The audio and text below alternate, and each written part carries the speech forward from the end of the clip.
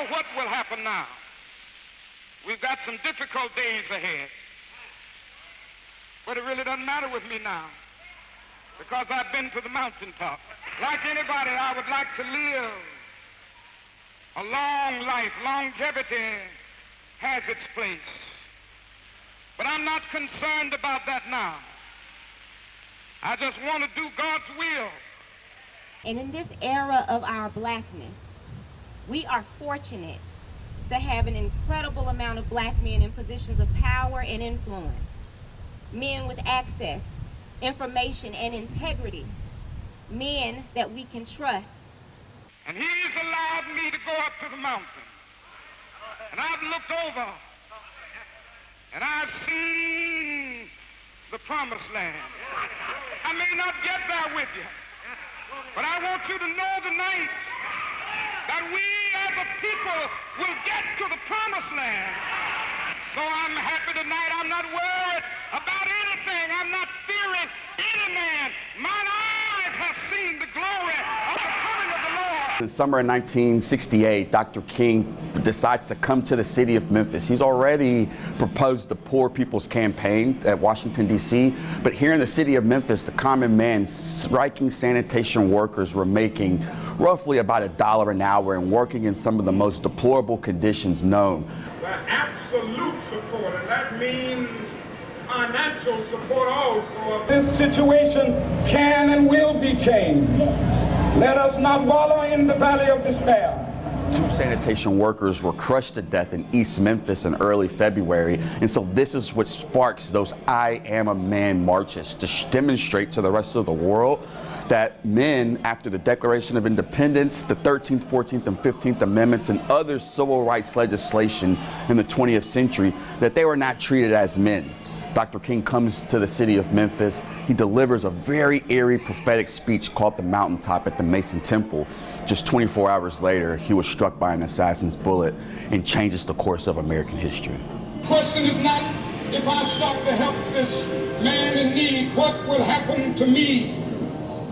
The question is, if I do not stop to help the sanitation workers, what will happen to them? That's the question. All of the courage, all of the individuals who give the ultimate sacrifice, nonviolent direct action, community organizing within your rights, the right to vote, to show the importance of education and the role of history and how powerful it can be. 80% of the people in Tennessee do not vote. So imagine what Tennessee would look like if we even reached 50% voter turnout. People ask me all the time, does my vote count?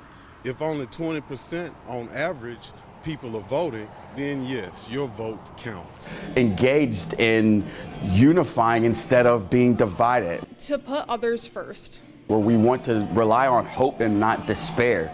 This is an opportunity for us in this day and age right now to rely on this American story, reconcile for it as one, and to be united and not divisive on these issues and these policies. That this is one story because we are one people. I have a dream that one day this nation will rise up and live out the true meaning of its creed. We hold these truths to be self-evident, that all men are created equal. I have a dream that one day on the red hills of Georgia, sons of former slaves and the sons of former slave owners will be able to sit down together at the table of brotherhood. I have a dream that one day, even the state of Mississippi, a state sweltering with the heat of injustice, sweltering with the heat of oppression, will be transformed into an oasis of freedom and justice. I have a dream. My 4 little children will one day live in a nation where they will not be judged by the color of their skin, but by the content of their character. I have a dream today.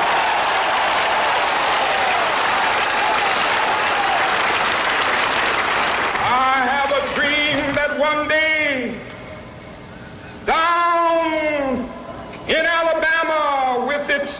races, with its governor having his lips dripping with the words of interposition and nullification.